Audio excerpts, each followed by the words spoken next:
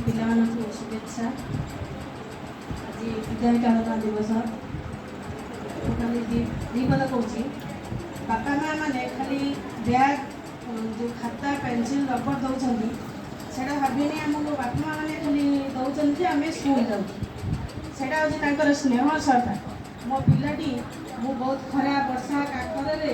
पड़ी मो पिलाटी गोटे लक्ष्य अच्छे से लक्ष्यटा को पूरण करने तुमको विद्यालय को छाड़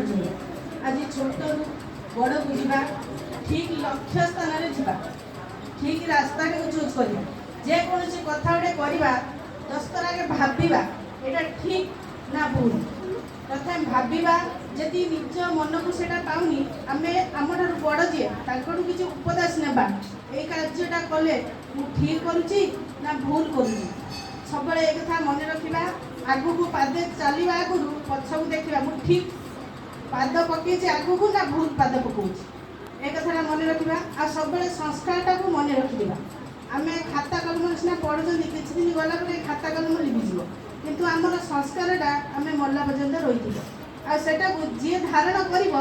आज आम छोट अच्छा बड़ हाँ आगू आमर पिला छुआ हम आम से संस्कारटा देते आम मन रखी हाँ आम से स्कूल जाइलु से संस्कारटा मिलता आमको एमती आमको 5 लोग मानुंट